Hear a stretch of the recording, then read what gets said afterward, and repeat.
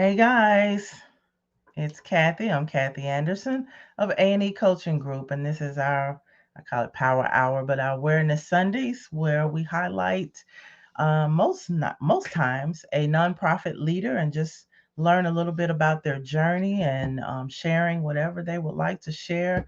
A lot of times this helps if you're interested in starting a nonprofit or even want to help a nonprofit. It helps to know just how they need help and what they go through, and there's a lot of wins, and doesn't matter how. A lot of times I choose the small nonprofit organizations just to see how that works. Many times things are done with little to no money. But it gives me a chance to kind of interject a little bit here and there, let you all know that a lot of times just building that basic foundation. Every nonprofit started with one person for the most part, maybe two people, and then it grew once you get certain foundational pieces, because it's just like a business. So this is the time of year where a lot they're really asking for money, and of course, my nonprofit leader guest today will be no different. What I tell you all is that wherever your heart is, whatever their mission is, if there's a heart, don't feel guilty because you can't support all nonprofits. But if there's something that touches your heart today, please connect with her, and whatever you can do. A lot of times that's either money and or just time that you can give, or any support and connection. So without further ado, if you've seen the post, I have Dr. Gloria Shell Mitchell, who's my heart. She's like my family. So you guys want definitely give her some support just because of that, if nothing else. But I love her dearly, love her family. So I'm just gonna bring her on so she can tell you a little bit more. So here we go. All Well, right. hi. Hi Hi. there. Hi, Kathy. Thank you so much for inviting me on your Yeah. show. What a Yeah. pleasure. It is And it's definitely the day mine. after your mother's birthday that we're on this Yeah. show. And I just posted to her Facebook page Yeah. yesterday. Yeah. I'm thinking about all the years that we communicated on her A lot birthday, of and years. I've known her over 40 years. So, Right. yeah. So Means thank a lot when I think back as well, because I'm like, it's like a neighbor, aunt, sister, big sister, mother, all of those you fit into my life. And for you all to know, it's like, this was the person that my mom could talk to when anything I was having trouble with or whatever. This was her prayer partner. Just yeah. amazing lady. And, just one that my mom had a few. And I just knew all she had to do was call. So as I had children, she was the one that blessed Yeah. them, that prayed over them, and if they don't know who you are, they know your name. So I am just honored to even have you on the show. But beyond that, just that you've been in my life and been that war, not even warrior, but just that solid person or being that I could always depend on, even if I didn't talk to you. So that always meant a lot to me. So I would go on and on, but we're gonna get to why we came here. So I now I know, and I'm going to tell everyone she does not like to brag about herself, but I personally think it's important for you to know who these leaders are, where they come from a little bit, and why they chose to. This particular mission it means a lot and it touches other lives. So let me let you go. Just tell me, just however you want to say it, who is Gloria Shell Mitchell? Okay. Now make sure you stop me whenever you want to interject. Okay. Okay, I I will. don't I know know. how much you want me to share, but I'll just tell you, I'm just a little country girl, a poor little girl from a family of 18 children, and I'm number 8. I'm from South Carolina, and I'm just really honored to know that I left South Carolina and went from South Carolina by way of other states over to South Africa. So, what a blessing to be able to travel the world and to go into refugee camps and slums and different places around the world, and to see that no matter how bad I thought I had it, when I was Mhm, growing up, I even wrote a whole book series about it. Let me just show you. I wrote the Garbage Man's Daughter book series mhm. about all that stuff that I experienced when I was growing up, we couldn't Mhm. afford the OR on poor. I did all of that. And then I went to a place where people really were poor. And I Mhm. went, man, I didn't know how well off I was. Wow. So it became a desire of mine to help to make a difference in the lives of those who are less fortunate than I was. And Mhm. when I say less fortunate than I was, anybody who knows anything about eating beans and rice and Mm. cornbread every day, sometimes with a little fried fatback bacon, then you would know we was poor. Right. All right, so that's a little about myself. Okay, okay. Yeah. The book is amazing, you guys. I've read the book. Two books I've read. I think I need to catch up, right? Oh, really? Yeah, you need to catch up. I got Yeah. 10 of them. Are you and, serious? and since you mentioned that, I'm just going to share. The one I'm working on is a real gem. I'm Okay. writing a book about the impact of childhood sexual abuse on Mm. adults because Mm. after interviewing 30 women, I realized that these women, every time they shared about their hurts, their drug addiction, Mhm. their mental illness, and all those things, everything goes back to the root of the problem, which was the childhood sexual abuse they experienced. So, my goal is to write a curriculum so I can impact the lives of young women or women and men because I've interviewed over 20 young men and women already. And if Mhm. anybody's listening, you want to be included in my research because Mhm. I'm in a PhD program at a seminary. Oh And wow. I've gotten the approval already to research this childhood sexual abuse and how it impacts lives. And I Mhm. can't wait to get it out. And by the way, since I'm talking, Kathy, I watched a podcast that you were on about Mhm. connecting your book business Mhm. to a Mhm. nonprofit. And Mhm. I thought, and you said, well, there's money out there for research. I go, well, there ought to be some money for me for researching this Yeah. Yeah. And because you have the this credentials. topic Yeah. is really broad. And actually, it's bigger than I even anticipated before Mhm. I started the project. So Mhm. that's where I am right now. Wow, that's amazing. Wow, I'm learning too. You've done a lot more. Okay, so bring us up to date. Just I guess the time of the actual 501c3. What made you, instead of just giving back to the community, helping community, actually establish your own nonprofit organization? Okay. Well, I taught university, high school, and then I ended Mhm. up teaching middle school. What I Okay. was doing when I started teaching university, I was teaching accounting at Tennessee State University. Mhm. And then I saw that as I moved to California and I was teaching at a college in here. And then Mhm. I found out that the students were really struggling with accounting, but it really wasn't the accounting, it was the math that was a problem. So I Mm. said, let me see if I can find out what's the problem. Where's the problem? Where's the source of the problem? It's Mhm. me, the researcher in me. So Mhm. not only am I teaching community college, then I started teaching high school. And I said, well, the problem's not in high school. So then I started teaching middle school. I got a teaching credential, teach middle school. And Mhm. in middle school, they had a problem too. And I said, oh, it's not middle school, it's Mm. elementary school. This is the Mm. foundation is weak. And when the foundation is weak, I don't care what you try to put on top of it, it's not going to work. So Right. the students were struggling so much in algebra and in pre algebra till Mhm. I realized how important it was that they learn some basic skills. So in addition to teaching the, multiplication facts and things like that, I Mhm. started teaching math in a practical way. So I would have the students, let's say, bake cookies.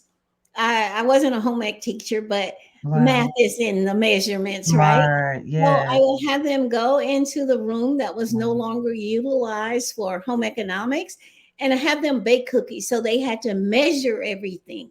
They had Mhm. to apply the things that were in the textbook. They Mhm. built bridges out of craft sticks. They built famous buildings or temples or whatever it was that they built out Mhm. of craft sticks. So they had to be able to apply engineering skills and math Mhm. skills and put it all together. And to help with the critical thinking, what I did was I started teaching all of them how to play chess, all my math students, how to play chess, Wow. because chess challenged them to think and to make wise decisions. And I let Yes. them know if they play chess, they act and they win, they actually outwit their opponents. And when they outwit their opponents, it's different from a game of chance like checkers. So I let them know that they could feel proud of themselves because they were smart. And so they learned how to play chess. So when I retired, I said, I'm going to go back into the schools and teach chess, but I'm going to teach math in a fun way so the students could get it. And that means using whatever I use in the classroom in practical applications, like taking in, let's say, hopscotch. I mean, taking in little games or jump rope or whatever. And so let's see how many. So you measure this and see how quick you are and whatever it was. It was just I just like the practical application of mathematics. Okay, so I formed the nonprofit so I could go back into the schools and really just be able to be a source of support for the math teachers. So I really was the secondary teacher. So I would go in on a particular day voluntarily and teach the math class, but teach them in a fun way. And so that's how I formed the nonprofit. So I started out with the kids. And then when I found out that some of the children were homeless and some of them were in foster care and they weren't getting the attention they needed, so then I started doing other things, performing other activities. And then when I found out that some of the parents would come to me to ask me what to do about their child who was in a gang, what to do about various things, I'm going, look, you're the parent, I'm not. But it became something that I was really concerned about. So that's when I was led to open a house. I started the nonprofit in 2009, but in 2018, the Lord told me to open a house for women. So the house that we opened for women in Los Angeles is for homeless women to give me an opportunity to teach them life skills and different things that they could do so they could connect better with their children. So I went from working with youth, which was our mission to strengthen and encourage youth, families, and communities through education and encouragement. So I was able to do that and then be able to pull everything together. So my desire now is that we would prepare women to be reunited with their children who are separated from them or to become better mothers when they do have children. Okay. He didn't miss a beat. That's a long way around, but I was just telling you what it was because it's And really. I'm glad because I couldn't get back online. So that's awesome. But I was listening on my phone as well, panicking here. But because I did want to pull out a few points. Because first of all, STEAM and STEM, all of that just didn't even come into effect until maybe the last what 10 to 15 years or so. So I Yeah, it think was that's after. amazing that you noticed that, and you touched a little bit about accounting and how it bridged over into you teaching just education and then finding that basis. I think you should just be a consultant for our school systems, because if they don't get it, that foundation needs to be there. I heard that loud and clear. um it's almost for naught. And that's why a lot of even adults are struggling because they didn't get that foundation. So it's really important that our little ones, and then tying that into, like you said, basic skills of cooking or things that they can visualize and be able to participate and show the correlation. And then there's the game of chess, which let everyone research on that one, but that touches so many areas of the brain. So no matter what level a child is on, because I've always heard amazing things. My mother would say it over and over and over. Even being a Black woman in accounting, I always heard that. So that was my drive to, even with school, I quit a few times, but to complete, I would always remember that what you've accomplished with your degrees and how you, I mean, that education, I think that's the top level of just educating and pouring into another person, another human being. So, and then you mentioned the gangs, all of that. So just this little country woman, so she says, a powerful country woman, to come through all those ranks and get to this level of understanding why, because I hear people say, even in the church, well, unfortunately, we'll say there's no hope for our young people. But then you have these people like Dr. Gloria who does not believe in that. We'll keep pushing, and we'll kind of flow that over to, like I told everyone, we could talk probably for hours with you just because of your accomplishment, but let's not miss, as much as we can talk about it, your house, and how you have gone from youth to some point to now adult women. Okay. Well, I have, let me see. I'll pull this out a little bit. I put it here as a reminder. It is a Hmm. sober living transitional housing that we offer. And Hmm. it's actually a house that was built in 2018. It's a duplex with 10 bedrooms and 6 baths. Wow. And by the grace of God, we're still there in spite of COVID, because we've really been under attack. But the Lord said, open a house for women. So I Hmm. had in mind women with a mental illness, because they were had a lot of houses that open for Hmm. men, Hmm. but very few for women. And so I Hmm. said, well, hurting women need a place to go. And let me just back up a minute. I have a doctorate in ministry, and my Hmm. research for a number of years was in divorce. What is going on in these families where people have been together 20, 50, 30, 30 years, and Right. then they divorce? What's going on here? And so Hmm. I started working with folks who were divorced. And so I had groups at church at first, and then they would kick us out because they stayed in a long time. They wanted to talk and all that. So I brought Hmm. them to my home. And then one night, a lady came in all scratched up to our group. Hmm. And I said, this really is not safe for somebody to come to my house. Right. Somebody could have followed her to my house. Yep.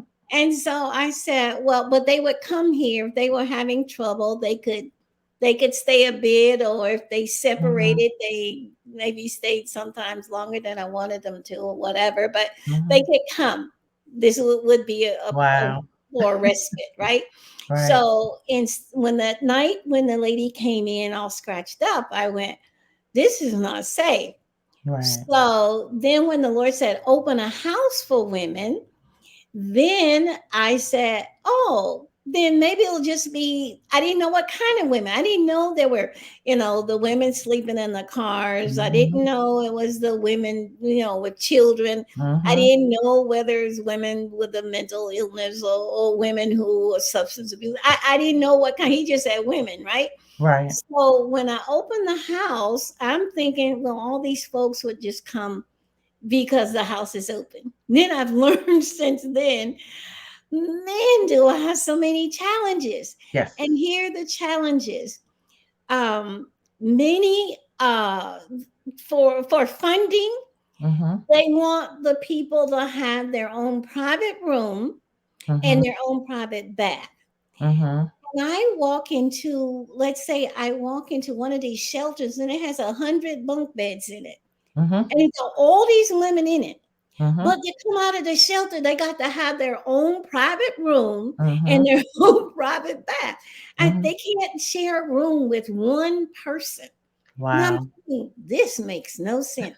And then some would say, I'd rather sleep in my car or Yeah. sleep on the sidewalk than to share a room with one other woman. So you're talking about Mhm. challenges? Oh, yeah, I got some serious Right. challenges Yep. other than the financial challenges. Mhm. Because even right now, under COVID, a lot of funding has gone into homelessness, Mhm. but we can't get it because we're nonprofit.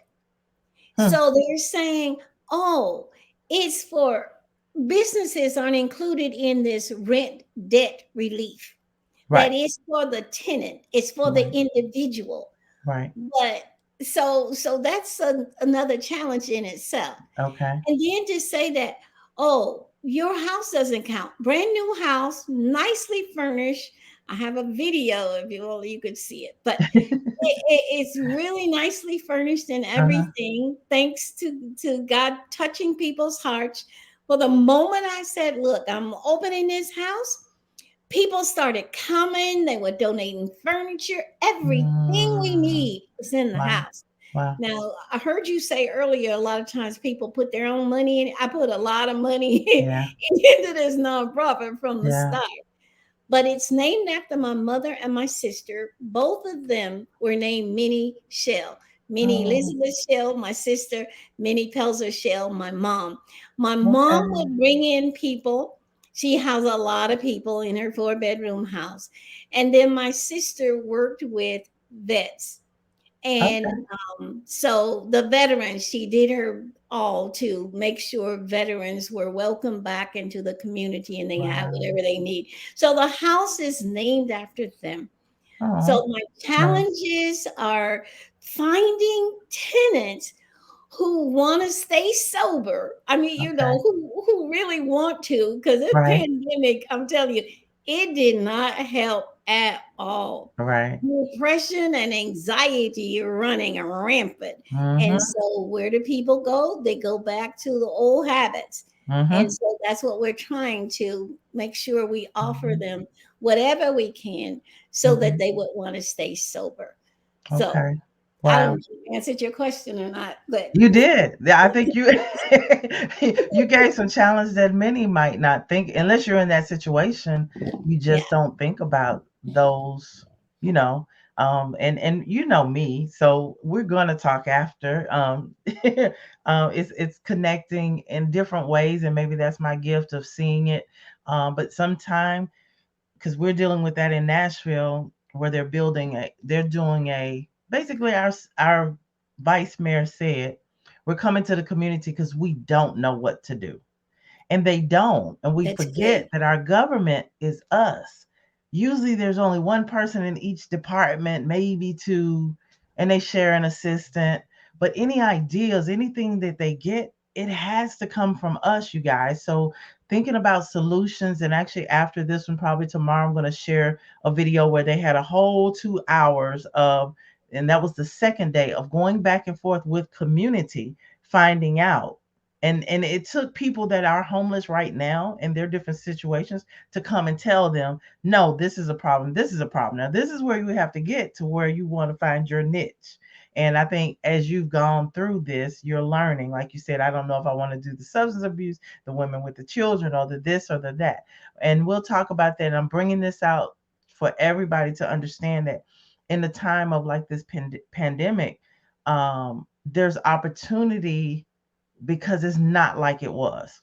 Like we talk about people going back to, the substance abuse, but right now we're on a heightened level of people in substance abuse newly, because we know mentally we're all affected by this. We've never Amen. experienced this ever in our lives. So, because this is different for something to affect the whole wide world, not just a particular region. And now we have the weather that's going on as well. So that's even increasing the homelessness and different challenges that are going on right now. So, we'll talk about that and how it is important to, when I say connect with government, it's usually in a different way, and you can attest to if I say that it doesn't make sense. It's not a I'm just gonna call my mayor. No, it is not that. It's very No, that's I can tell you. I got no, experience. no. And even connected, I've connected with Homeland Security and we got Hmm. refugees and different ones.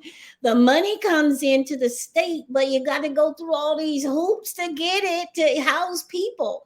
And did And you all so hear her? You have to go through hoops, but sometimes those hoops, you follow the lead of where it's coming from. And people say I'm just good at politics. You call it what you will, but people like Dr. Gloria to me has a great personality, and you'd be surprised. So that's my feat. That's my mission for this next year. I've just did this with a pastor in New Jersey, and he finally got it and understood what I was saying. A lot of times, if they see you, and we'll work that out. I'm going to find out a little bit more because LA keeps coming up. I have some other young ladies that are going to contact you that they do something different, but I just told them you're just a blessing just to know. And sometimes resources can be pulled together for if they know from another standpoint. Because you guys, I don't even know how to say it over and over. The money is there, and I get it. I get it because if I had a nonprofit right now, it's hard to do it for yourself, and that's why it does take more than one person, more than just your board. It really does. And I just hadn't been in that position to be able to do it, but I think I can do that now. So we're gonna help you. All right, and I'm gonna let her all come right. back. And Praise you the come back Lord. later and you tell them if I did or not, okay? Okay. Okay. So all those challenges, right? What is your greatest, like what you think is your win for, just your accomplishment as you, the nonprofit leader, or it can be just your women overall, or just anything that you think is the greatest accomplishment having to do with this journey of being with nonprofit as a nonprofit leader. Okay. Well, what has been just a marvelous sense of what has given me a marvelous sense of accomplishment was Mm-hmm. to be able to connect with each person individually that we Mm-hmm. house and hear their story and their journey. And then I just shake my head. And like I told you about my book, I thought I had a story. I don't have a story. I do have a story, but it doesn't compare. Everybody's story is different. Yeah. I look at them and I say, sister, you're an overcomer, young lady. And these are mainly I work with young women, okay, Mm-hmm. usually under Mm-hmm. 40. And I go, this is amazing. You are amazing. And Mm-hmm. so just every time I think about, oh Lord, I'm really retired. I could go somewhere and I like to travel and Mm-hmm. everything. I could do other things other than what I'm doing right now. But just to be Mm-hmm. able to live with these ladies and have them for during the lockdown, they were telling me their stories. We'd had our one-on-ones. Some I've taken into the studio to interview for my radio show. Mm. And they like I've learned so much. I felt like man, I ain't know anything. I remember when the Lord said open the house for women, I said, Lord, do you know how old I am? Like, I'm 70 years old. You want me to do what? I'm retired. Like I'm getting ready to cross over. And he said, of course I know how old you are. I made you. And then he reminded me that he called Moses to lead the people out of Israel out of Egypt when Moses was 80 years old. And I went, oh my God, I forgot Right. about that. So, Right. anyway, the greatest joy is to be able to hear somebody say, oh, I got it. Oh, Mm. I understand that now. Or to tell me what they've overcome and how they said one lady lived outdoors for 4.5 years. And she Wow. was saying, this house means so much to me. It's a way for me to connect now with my family and now Yeah. there's some stability in my life. I Mhm. don't have to wait for it to rain so I can shampoo my hair in the rain, Oh, stuff like that. It things you don't means think so about. much to me. And Wow. so, actually, that story that I'm just sharing, I'm going to share it on my broadcast tomorrow. Okay. Yeah, yeah, on my radio Okay. station in Mobile, Alabama tomorrow. But Okay. I just have different things that when I feel like I'm discouraged or I'm not making any progress or it makes no sense what I'm doing, then somebody will come and say something to me and say, Mhm. you helped me. Or, Mhm. this made a difference in my Mhm. life. And Mhm. then it's so rewarding. So there's no way that I would give up. No way. Awesome. And we have recording now, so you can't give up. Yeah. You guys just don't understand. This is just very a little touch of what she's like. It's just like, sometimes you say, is that person like that in real life? Yes, you guys. She is always smiling. I don't know the sad parts. I don't, because this is what I've always seen with my mom, right? Without my mom, this is the person. So I'm sure she has a story, but you know what? You do not look like your story. And I know you just mentioned 70. So some people are out there like, what? Well, if the Lord says the same, on December the 28th, Mm-hmm. 2021, I will turn 74. Wow. And that would make me, if I turn 74, God willing, that would make me the oldest person in my family and the one to live the longest so far, out of our 18 children. Whoa. So I'm a two-time breast cancer survivor. What Yes. God did for me is allow me to have 26 years free. And then while I was housing the women, some might say it was the stress of working with the women and COVID and all of that. But anyway, in 2020, I was diagnosed again. And so I had a mastectomy in 2020. But even with that, I told the women, I said, well, I can't be here. I'm going to Mm-hmm. be gone a while, but I'll be back. And God blessed me to do just that, to go stay away for a month and Mm-hmm. then come right on back to what I was doing. And I've Wow. been going ever since, and that's over a year ago now, That's as we are recording amazing. today. So I'm just truly a grateful person. Yeah. And even though, like I said, I might think at times that he's saying, okay, that's enough now, or it's Mm-hmm. time to go, he says, no. In the midst of doing good, we will face challenges. Yes, I we don't will. care what it is. So, yes, I'm doing what God has called me to do, but Yeah. I still am faced with challenges. And Yeah. through it all, though, he's kept me. And so he keeps me humble and he keeps me ever hopeful that one day I'm going to be able to go on vacation again. I haven't been to Africa since 2018. Like what? And Uh-uh. one of the biggest blessings that I've ever had, not just the going to the child rescue child brides in Kenya, in Mm-hmm. the slums of Mombasa, Kenya, and Nairobi, Kenya, Wow. and South Africa, Soweto, and all of that. One of the biggest blessings was to go to the Syrian refugee camps in Berlin, Germany, to go Okay. in there and hear how ISIS had killed a lot of the parents, and these young women and men had been able to witness what happened. And that's why they walked across Europe and they were dispersed all over the place. And so I have compassion for the refugees Mm-hmm. as well as everyone else. That's why it broke my heart when I saw the Haitians turned away. They've already been through so much. Mm-hmm. And I know that if there's something we can do to make a difference, Yeah. that's what I want to do. That's why Yeah. we're here, so that Wow. we can show some love to other people. Yeah. Yeah. Wow. Wow. Way more than I expected. It makes you self-reflect. For those of us listening, if there anybody's like me listening to what you're saying, sometimes you're not doing enough. So it makes me look forward to 2022 to do more than even what I'm doing now, because that's like you put in a different perspective.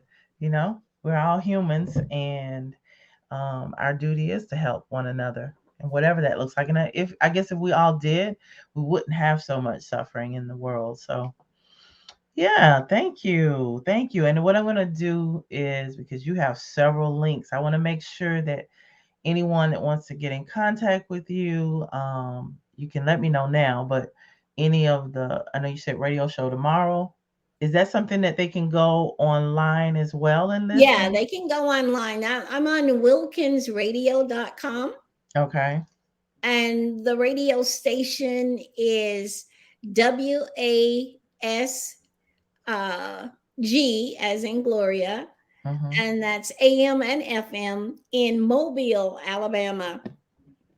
And Okay. the local time is 5:30 p.m., but I'm central, I'm Pacific time, so Right. that's 3:30 in LA in Okay. the afternoon. Okay. Okay. Yeah. So that's actually on Central Time, Yeah, that's, Alabama. yeah, it's every Okay. Monday Okay. at 3:30 Pacific time, 5:30 in Mobile, Alabama.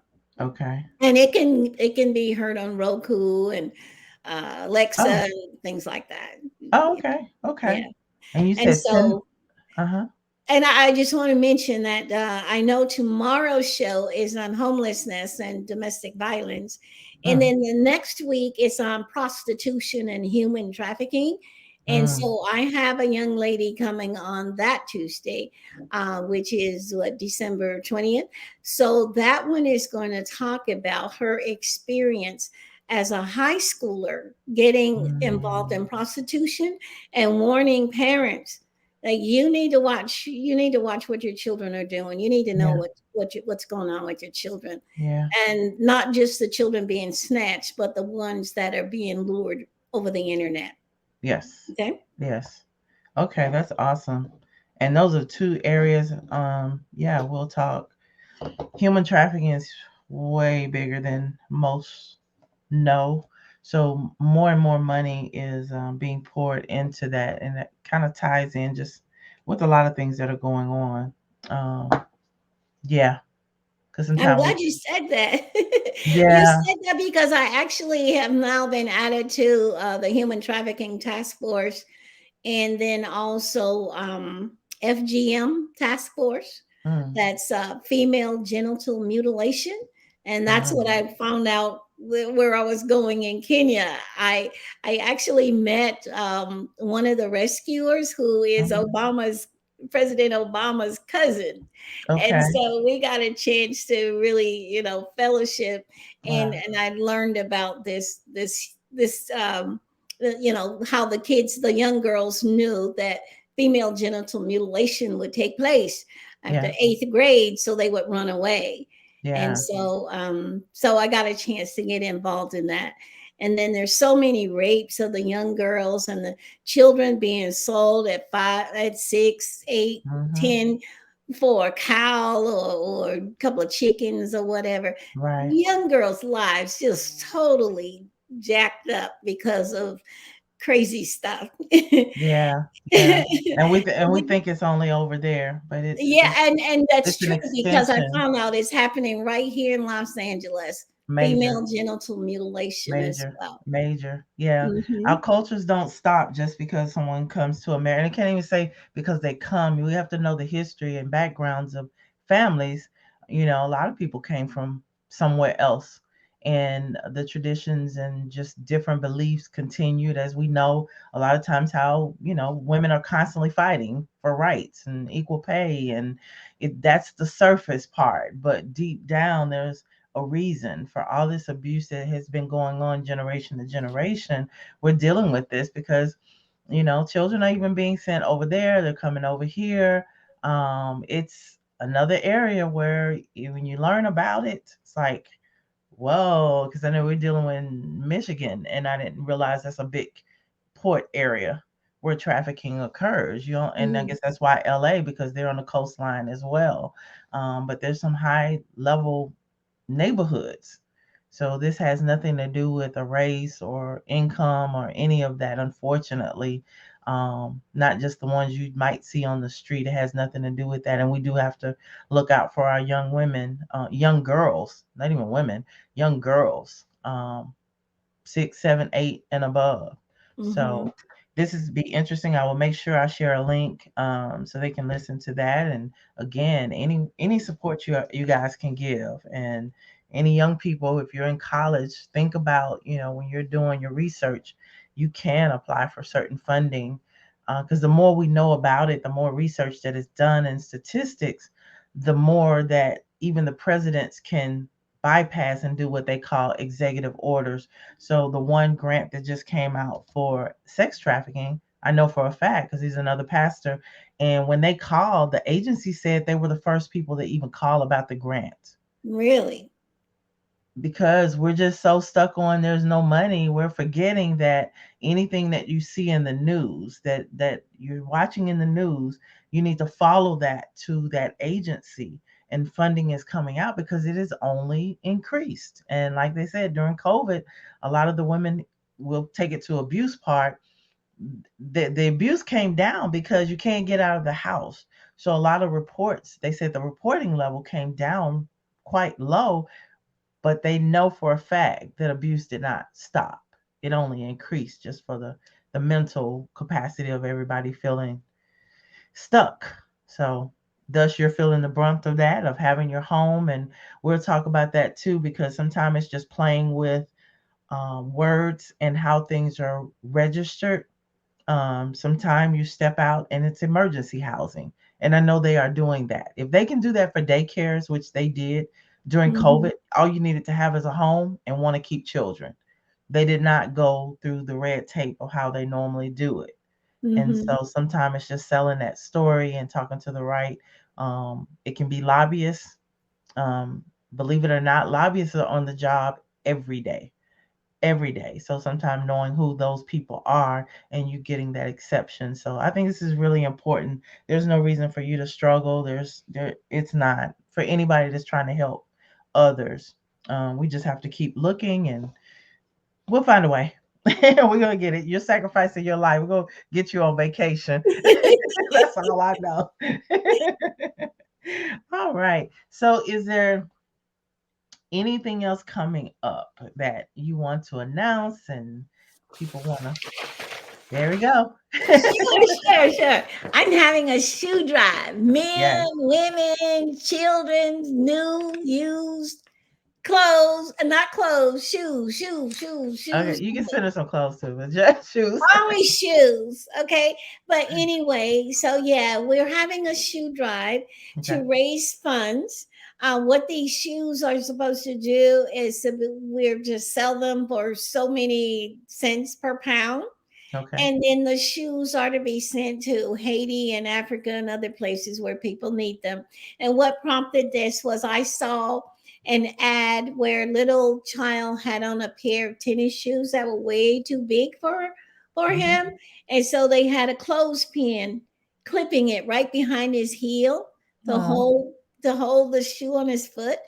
I went, oh my God, this is so touching. And then I know that other places I've been, the kids were barefoot. So I'm saying, I'd love shoes. Anybody's got any shoes? Just bring them on over. We want shoes, especially new, gently worn, not something where the sole is wow. coming off or the heel is regular, not something we have to put in the trash, but Right. something that you Right. would wear. Right. Okay, so we have that. And then what we did Okay. last year, but we were on lockdown, right? So what we did was Hmm. the women and I decided what we would do is to do something to help the homeless. So I bought a bunch of black stockings, well, socks they are, and Hmm. we stuffed them full of goodies, tangerines, cookies, nuts, things that they could munch on. And then we gave a nice little message letting them know that Jesus loves them too. And Okay. then while they were sleeping on the sidewalks, we'd go along and play Santa and put the stocking right beside them. So when they would wake up, they would have their stocking. And Wow. that was really special. And so some people say, hey, I want to donate to that. I want to donate some of the goodies. And so they Yeah. to help us stuff the stockings. And then we Oh, pass them out. And the women were satisfied because yes. that was a new experience for them going out to share good Right. news with people who were less fortunate. And then some Yeah. of them had been homeless. So they said, we're so glad that Yeah. we don't have to do this anymore. So Right. anyway, that's those are Oh, the two things that we have that's coming. so nice. Oh my goodness. Because I think some people that might be the only, we call it a snack, but that could be the meal for them. So yeah, blessings for that. Blessings. Awesome. All right. Contact information. If someone wants to connect with you in any way to be a, they must be aligned with the mission and willing to support. How would they contact you? Well, I'm going to give a nice way of putting a big number here. My Okay. phone number Okay. 310-704-8705. Okay. That's phone or text. And then my email is joyful, like happy, happy, happy, JOYFUL, the letter U, at gmail.com. A simple email. Yep. Love it. Love it. Any last words? It's free now. Like just anything else we missed or you wanted to mention? Well, I want to thank you personally, Kathy. Thank you for pushing me. I think you helped me to just go ahead and form this nonprofit, file for this 501c3. I talked about it and did things, and I was doing all kinds of things, but I didn't have anything set up. So, Yeah. so Yeah. you kind of push this old girl to get this thing done. And you guys, it's hard to do because again, it's like telling my mother, no, this is what you're gonna do. It's like, but the reward is what happens and what results in that. So Sorry. I'm happy to see what has come out of it. So like I'm saying on one side, forgive me, because I really don't want to say it this way, but at the end of the day, I just understand because I've had group home, I've been in that nonprofit world since I was young. So it only makes sense that nobody really cares as far as giving money because they want their money to be accounted for as well. So there's benefits on the financial side for both ends, and to tap into that to show that their money is going to a good place. The start of that is having that 501c3, and that's why it matters a lot. And you guys know that's my little area there. So I am so excited that you said you wanted would come on, and we got to present today. And we'll do this later in the year as well. See how you're progressing and what has come after the interview here. Because I Okay, hear, because I'd love to tell. You know what happened? yeah, Oh, Kathy, this happened, and then yeah. after we had this interview, then this happened and that happened, and oh, I'd love to be able to come back And it and is say happening for everyone that, again, that obedience, right? I have to be obedient, and that person, it goes down the line. And that's the feedback that I'm getting. So, hey, I'm looking forward to it. okay, there's something else you said. You said, oh, some people have deep pockets this time of year and They they'd do. rather give it to the nonprofit than they give it to the IRS. Yes. Well, we're one of these. We stand with open arms. Alms, alms, alms for the poor. That's how I feel. Like, wait a minute. Help us out. Yeah. Help us out. Yeah. Us. Yeah. And it's not just me. I actually haven't gotten to the point yet where I'm getting an income. All I do is look forward to being able to continue to bless those Right. who are residents in our Okay. facility. Okay. It's just a joy to know that some people, let's say they're coming from reentry, like they're Mm-hmm. coming back into the system. Mm-hmm. That makes me feel good when they can feel like they got a place where they can be safe and feel Yes. comfortable and treated as a citizen. Yes. When a lot of people have been incarcerated, they don't even have the right to vote. It's almost like Right. they don't exist. They've already served their time. Yes. If they've already served their time, That's supposed to then be let's it. get on with living here. We've Absolutely. already been down that other path. So Yes. that's how I feel. I feel like if we can give them a chance, if we can encourage them to do better, Yes. I mean, they have the decision to make, because I have had some that decided they liked that other life better and they Right. left. I've had that. Right. But for the most part, it blesses my heart when somebody graduates from their program, or Mm-hmm. then they go out and they get employed and now they're making an honest living and Yes. moving forward. That's just a joy, because I feel like a proud mama when that happens and I didn't birth them. That's okay. That's what they say. It takes that village. We didn't say when the village needs to stop. Yeah. So, yeah, what a blessing. What a blessing. So, again, I thank you. I thank you. And as she said, anybody you want to give, give. And we're going to work on that for our faith based people.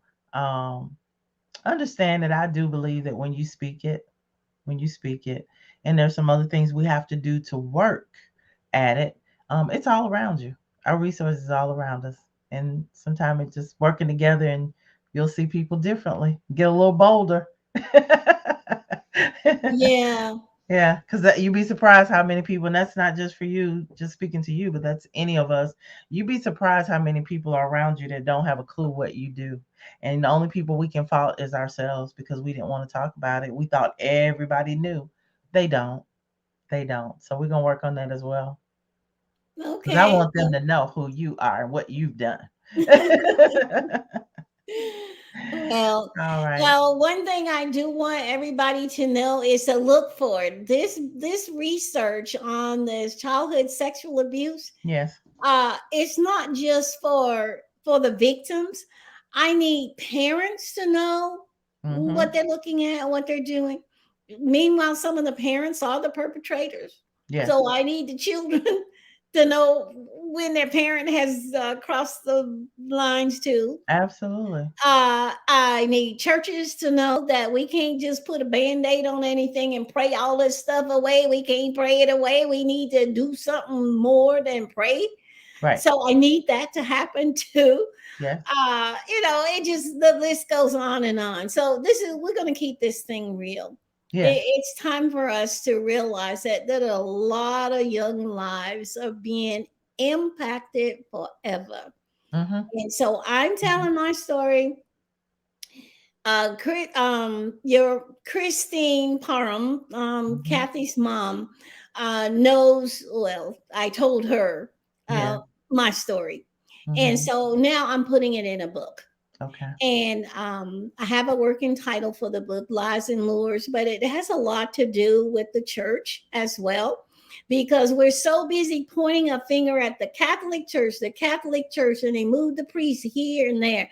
I'm saying, no, let's take our eyes off the Catholic Church and let's look at your church. And let's look Mm-hmm. at what's going Mm-hmm. on under your Mm-hmm. roof. Yes. Let's take a look at that and Yes. let's address this issue, because Yes. there's sickness in the land. It And is. these young ladies and young men are hurting. Yes. Yes. Sorry. Wow. What a way to end it. I can't say anymore.